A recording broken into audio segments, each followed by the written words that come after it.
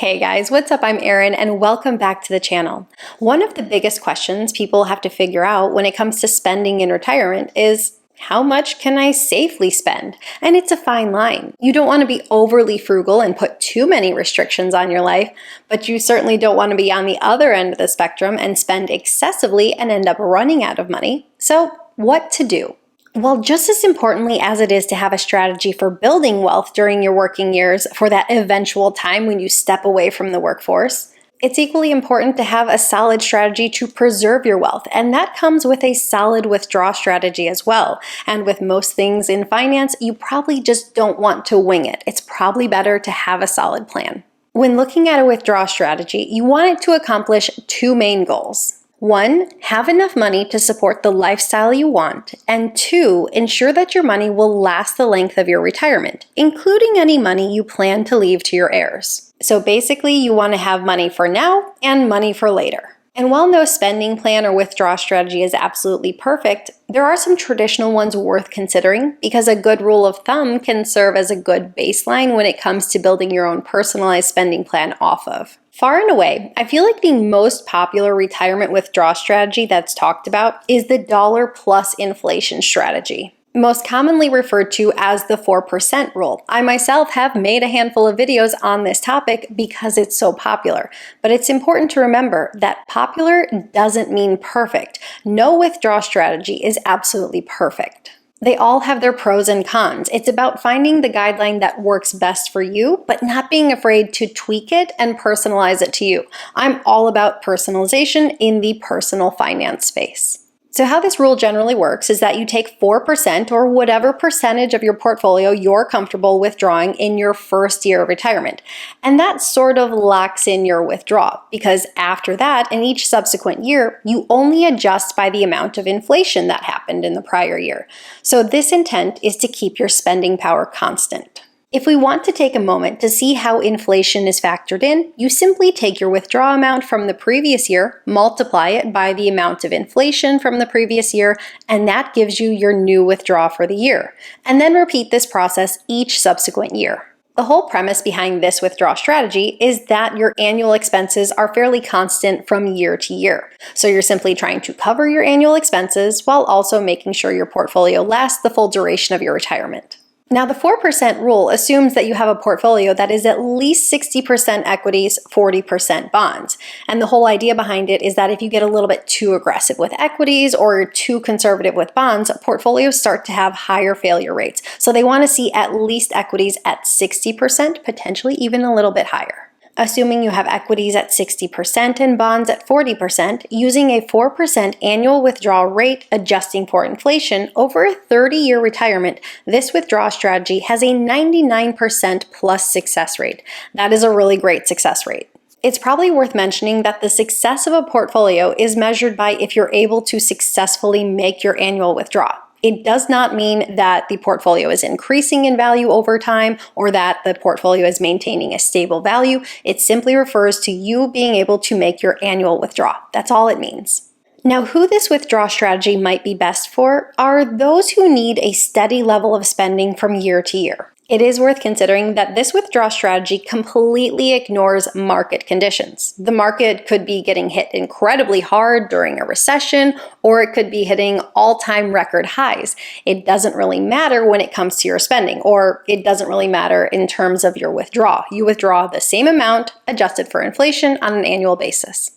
Also, if you aren't careful as far as the percentage you're withdrawing, or maybe you got a little too aggressive with how much of a withdrawal you took, or maybe you didn't have a balanced portfolio, you could run the risk of your portfolio running out of money. This is not a good problem to have. The next popular strategy is simply withdrawing a fixed percentage of your portfolio each and every year. Sometimes I feel like the popular 4% rule gets confused with this strategy. But they are distinctly different. With a percentage of portfolio strategy, you simply withdraw the same percentage from a portfolio every single year. It doesn't matter how the market performed, it doesn't matter what inflation was, you simply withdraw your fixed percentage. Now let's look at the difference in these two strategies. Simply withdrawing 4% of a portfolio in any given year versus starting by withdrawing 4% of an initial portfolio's value, then adjusting up or down by the annual amount of inflation. We'll assume a portfolio has 60% exposure to equities, 40% exposure to bonds over the past 20 years.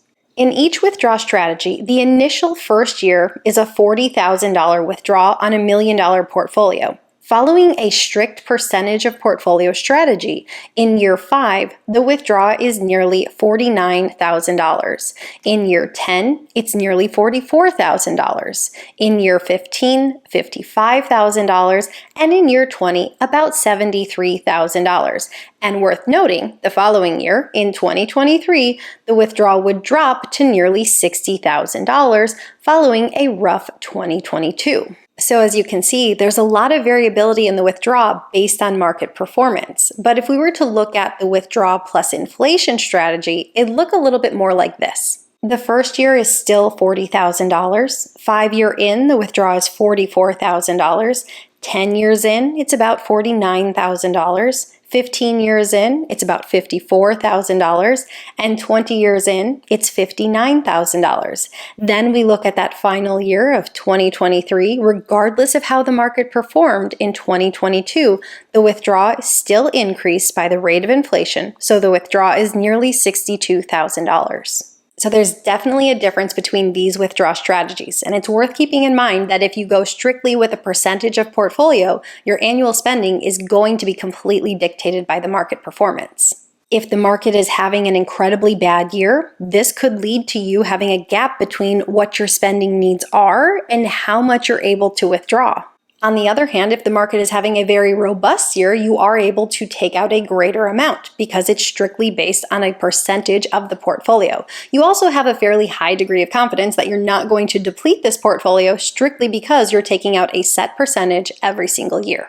This next one is super simple, a fixed dollar withdrawal strategy. And as the name implies, you withdraw the exact same amount every single year. So let's say you have an income need from your investments of $50,000. So in this case, you would withdraw $50,000 every single year. Doesn't matter how the market performs, doesn't matter what's going on in the economy or with inflation, you simply withdraw a fixed dollar amount every single year.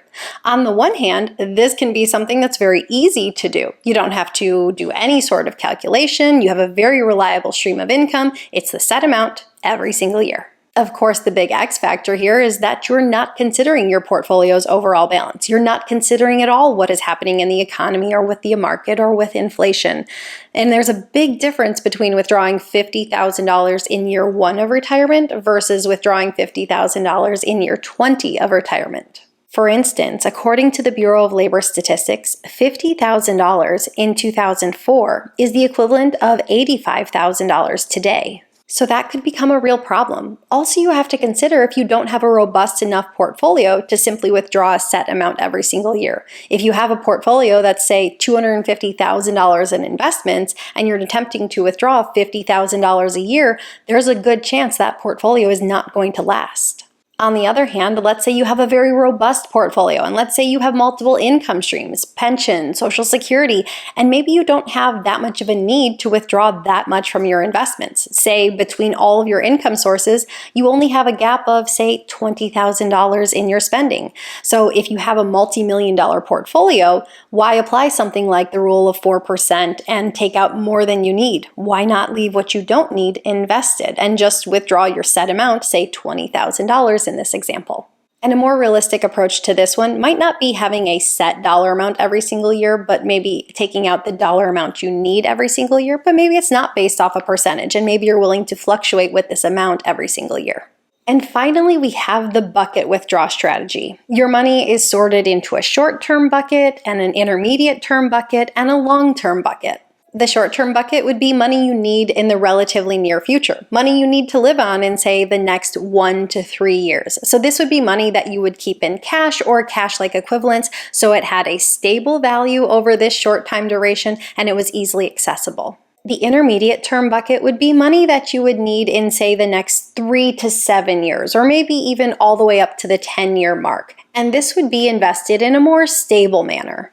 Depending on your level of risk tolerance, maybe that's laddered CDs, or maybe it's high dividend paying stocks. But ultimately, you don't want a great deal of volatility with this because it is intermediate term, but you do want to capture some level of growth. And finally, your long-term bucket would be money you don't need for 10 years or beyond. So this money can handle a little bit more volatility. You can invest it a little bit more aggressively. Think going all in on equities. This is money that you're using to help make sure that your portfolio is growing in value and helping preserve your wealth over time. I have actually done a few videos on the bucket strategies as well as how to refill the buckets once you start taking money from them. So if you're interested in those, I will link them down below. I think this strategy can bring great peace of mind for those who want a little bit extra security. It ensures that you have a nice, fully funded cash bucket, 1 to 3 years worth of expenses to fall back on no matter what is happening within the economy. And it also ensures that your long-term money is invested and growing over time to help preserve your wealth. Now, as I said before, I don't think any one of these withdrawal strategies are perfect. I think what's most important is that you find the one that works for you. And it's likely maybe you like ideas from 1, 2, or even all of these, and you find a way to incorporate them into your planning. Maybe you like the idea of having a big cash buffer as you go into retirement. Maybe that brings you some peace of mind. That idea comes from the bucket strategy. But maybe you also like withdrawing a set percentage of your portfolio each year. It's okay to mix and match these things. You don't have to find one strategy, stick to it to a T. Life just isn't like that. I just wanted to do a video that did a high-level overview of the most popular withdrawal strategies out there so you could think through them. Look at the one or the ones that apply to you. Are you currently in retirement? Are you using one or many of these strategies? Are you planning on going into retirement using one of these strategies or mixing them up? Leave your thoughts in a comment down below. I post new videos every single week. If you got anything at all out of this one, please give it a like. If you're new here, please consider subscribing, or if you know of someone who might get something out of this type of content, please consider sharing. I'll see you soon. Bye. Overexposure, what is going on? Okay, there we go. Maybe I'm not even gonna make that comment. Some things, inside thoughts. End of the spectrum. That's a word, I'm sure. You were frugal. Wow. Withdraw. What is wrong with me? So many things. I don't even know where to begin. It's withdrawal strategy off of, don't know what to do. I don't know if I recorded the previous thing, so I'm gonna do it again because I don't know. Market could be getting hit. Ugh, no. It is, I am stuck. I think I'm broken. I know I say that, but it does happen. Lost enough portfolio. Invested maybe predominantly. Well, that's annoying. That's my day job. Perfect. Oh geez, oh Pete's, my computer's dying.